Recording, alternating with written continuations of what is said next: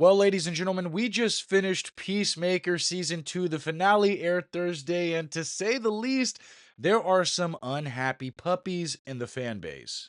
Now, if you haven't finished the season, I don't know why you clicked on this video because there will be spoilers, but let's just start where the season began. Because this season was much more about Chris Smith and his internal reflection about where he belonged and how he was going to achieve comfort in his life. It really wasn't so much about Peacemaker. The season started with, Guy Gardner and Hawk Girl and this other guy conducting an interview for Peacemaker to see if he could be like qualified to be in the Justice Gang, which debuted in Superman, and they turned him down. And obviously, this kind of demoralized Chris a little bit. But on a side note, I love the scene in that moment where Guy Gardner tells Hot Girl she loves her popcorn. That was hilarious. My God, dude. You love popcorn. Now, Chris is obviously denied. He's not a fit for the Justice Gang because, he kills people and they try not to kill people.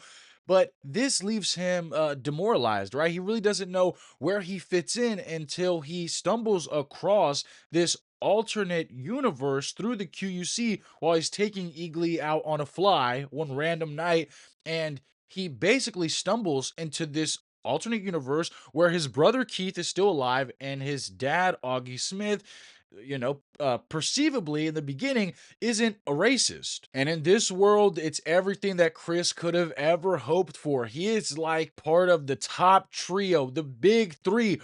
Wait a minute. And this is a superhero trio group that is like really popular in this dimension. It consists of Keith, Chris's brother, and his father, Augie Smith. And it's just everything Chris could have ever hoped for. And a big, part of Chris's motivation to stay in this dimension is not only the fact that he has his family finally, and they're seemingly very functional, but Amelia Harcourt wants to be with him in this reality, whereas in our Earth's reality, Amelia Harcourt, she's a tough cookie to crumble. Okay, we're not really sure that she wants to be with Chris, but in this reality, this Harcourt wants to give him a second chance after he already wronged her, and it's very promising for Chris. Now, I would be doing a disservice if I didn't mention a lot of the side stuff that happened, like the giant orgy that happened in like episode 2. There was butt cheeks and cock and balls everywhere in Chris's living room. We got introduced to Langston Fleury, played by Tim Meadows, and this guy is sent to harass Economos as Economos is doing some insider investigative work on Chris for Argus, trying to pinpoint where the QUC is at. But Langston Fleury is a phenomenal character. This guy is hilarious.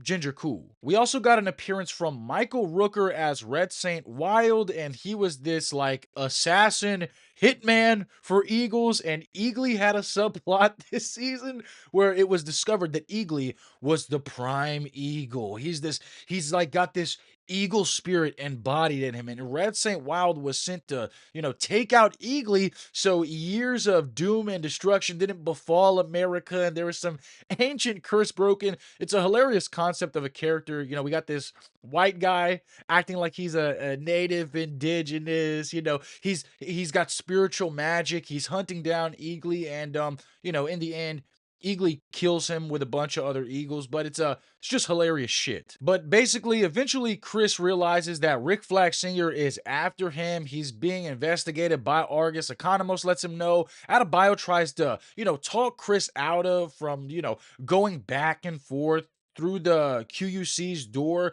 and she tries to tell him, this is the world that you're supposed to be, and this is where you belong. But there's a lot going against Chris. Rick Flag Sr.'s after him. Argus is investigating him, so he makes the decision to commit, go through the door, and just stay in this other dimension, so that way everything he touches doesn't die anymore, and he doesn't have to worry about the threat of Argus behind him. The 11th Street kids will be able to move on with their lives. They don't need him, and Rick Flag Sr. won't have somebody to go after. So the 11th Street kids use the QUC to follow Chris into this alternate dimension, and it is just bad news as soon as they get there. Keith runs into our world's Amelia Harcourt. He can tell there's something off about her.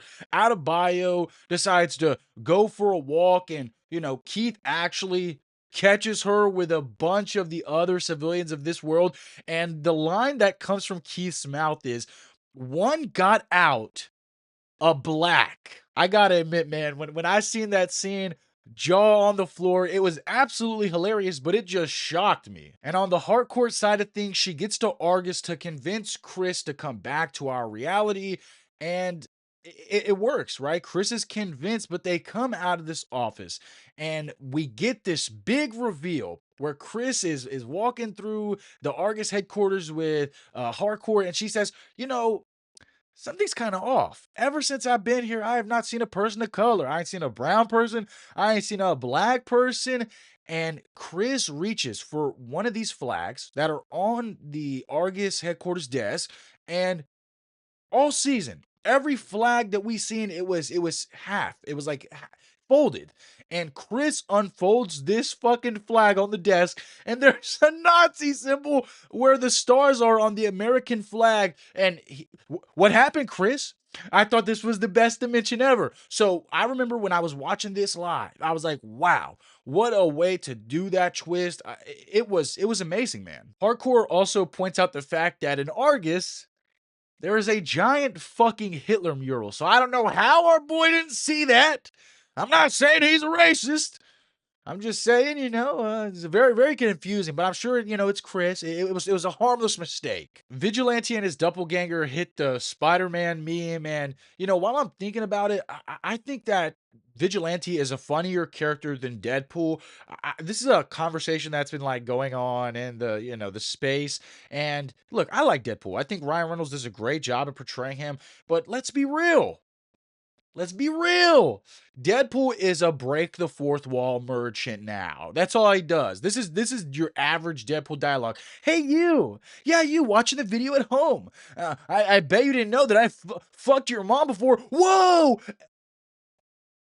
Epic Deadpool moment. But what Vigilante brings in these conversational settings, the references, everything, it's just so funny. I loved also when him and his doppelganger are talking on the couch, and he's like, "Who's your favorite Pokemon?" He's like, "Infernape." He's like, "Yeah, they're exchanging what they like," but then he says, "Is Peacemaker your best friend?" He's like, "What? Peacemaker? No, I fucking hate that guy." And we get the Vigilante from Earth X, basically telling our Adrian that in this world, the Nazis won World War II, and yeah, they're living under an oppressive regime, and he's part of the Sons of Liberty group. And that's when we're like, oh my God, Chris killed a liberation group. They weren't terrorists.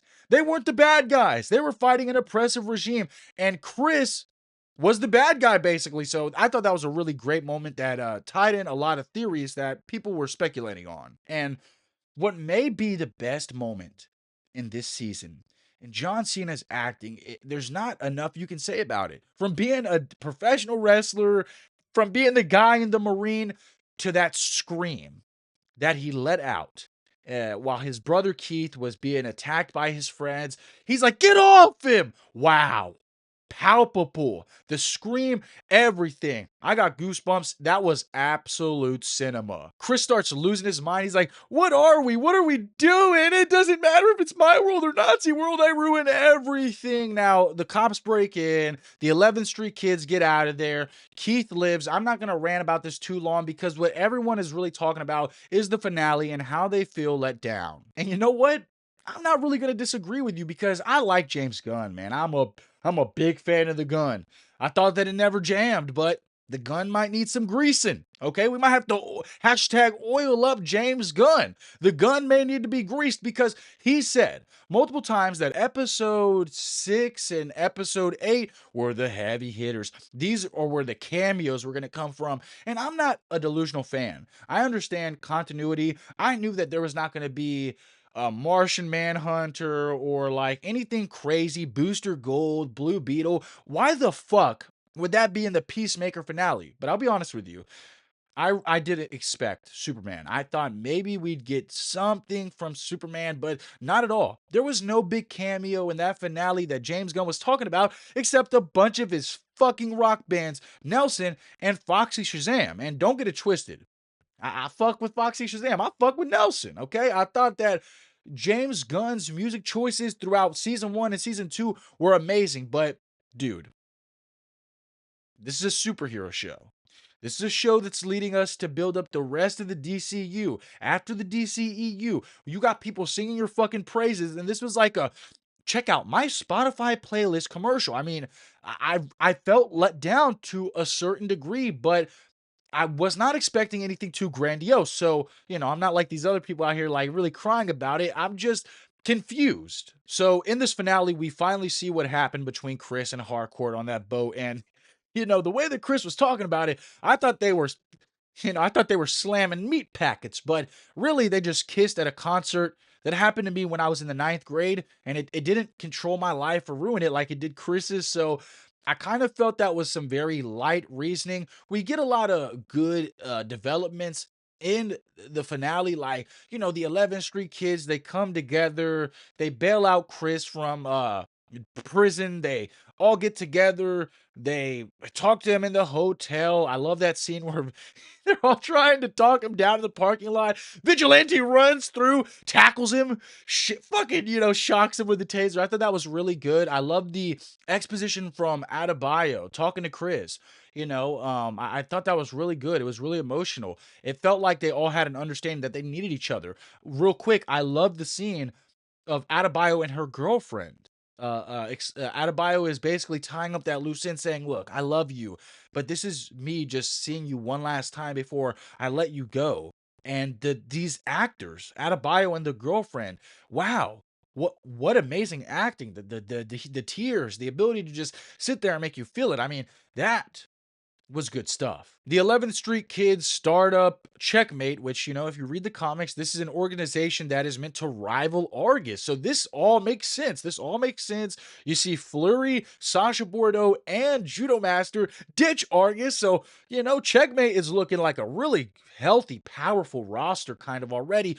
But Argus, they have Rick Flag Sr., and they have Sidney Happerson, and they have Lex Luthor, and they are using the QUC, and they're exploring it, and they got a lot more resources than Checkmate. And Rick Flag Sr.'s entire mission is to basically use one of these dimensions as a prison for metahumans. And if you realize, that is what Lex Luthor did in Superman, except he did not have such a sophisticated means to get to these dimensions through the QUC. He had to create these unstable portals where, that's where he attempted to keep Superman in Superman. So it was very bizarre to see Rick Flag Sr. adopt this, this mentality from Lex Luthor that these metahumans are dangerous.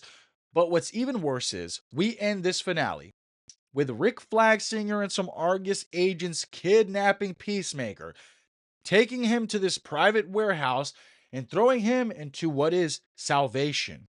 And Rick Flag Sr. says, "This is for Ricky. We're gonna throw you here so we can see how the human body acclimates to this dimension where we're going to use it as a means to hold the metahumans." And this didn't really make sense to me, because why do Rick Flag Sr. and Argus need to conduct experiments on how the human body can survive in salvation if salvation is just supposed to be for metahumans? Could it be that it's not just going to be for metahumans? And I have to admit, I get it. I get the narrative piecing together. I get the writing. I understand it. But James Gunn said that this finale was going to lead into Man of Tomorrow, the next Superman movie. We know that in Man of Tomorrow, Superman and Lex Luthor are going to be teaming up. I'm having a hard time imagining how Lex Luthor and Superman come to the conclusion that, you know what, salvation was actually a bad idea, when it's a bigger proposition of what Lex wanted to do. And I really hate the fact that this entire season we were focusing on pulling Chris from a dimension where he didn't belong to bring him back home, and we end the fucking season with Chris in another reality where he doesn't belong. So, yeah, I understand why people have their grievances with this season finale because it was kind of mid. I didn't need to see two fucking concerts in one fucking episode, James. What the fuck, man? And I definitely did not like that ending at all. Yeah, it was a good ending. It was a great cliffhanger. It's gonna have people asking for the season 3 of Peacemaker. They're gonna be speculating about the Checkmate series. I'm gonna go watch Man of Tomorrow. I cannot wait. I'm excited for it, but I have a fear. I have a feeling that the next time we see Peacemaker, he ain't gonna look like what we left him with. He's not going to even be the same guy. This character is going to change so much. And, I don't want to lose the character that we all fell in love with, this quirky smartass. The next time we see Peacemaker, he's probably going to have long hair, a fucking beard. In Man of Tomorrow, we need to see how the salvation has grown since then. Because it's not just going to be Chris. When we see Salvation and Man of Tomorrow, who knows who's going to be there, right? And I need to know, how is Lex Luthor going to backtrack on his sentiments of imprisoning metahumans? What, will Lex Luthor have a change of heart and see that Rick Flag Singer has become even way more corrupted than he ever was? I don't know. That would be a really good way to approach that, because then it's like you make Lex an anti-hero to Rick Flag Singer's straight up villainy. And I can't wait to see how Superman reacts, because he's going to be the key to unfucking all this fuckery that Rick Flag Sr. and Lex Luthor have imposed on this world now, the DCU, because not only will metahumans be affected, but we've seen that even vigilantes are being affected, and that's Peacemaker. And if you remember, in the prison, Lex Luthor said he didn't have a problem with vigilantes. They're just goofy. A goofy fool running around in a suit, that's just goofy. So maybe Lex Luthor will have an ethical problem with Rick Flag's approach to imprisoning vigilantes. And fuck Rick Flag Singer, that stupid fucking Mark, because he told Peacemaker, this is for Ricky. You're a fucking mark. Rick Flag Jr. would never want that. Rick Flag Jr. was trying to internally fight against Argus and their conspiratory nature, and all Rick Flag Sr. is doing is adding to that depth, that history of Argus abusing its authority. So all my homies hate Rick Flag Sr. Fuck that fucking Mark. But anyways, this video is way too long. I just really, really liked Peacemaker from season 1 to season 2. I'm a little let down by the finale, but this is a superhero series that for the first time in a long time actually captivated me. I looked forward to every Thursday. I looked forward to hopping on YouTube and listening to the content creators talk about it. I thought that it was very healthy for the superhero comic content creation side of YouTube. It was a really, really fun run. James really underdelivered with the finale, but it's gonna be okay. I really trust this guy's writing. I just didn't need two fucking rock concerts in a finale, but Man of Tomorrow, it's coming. And it's gonna be fucking cinema. I have confidence in this guy. So we might have to grease the gun.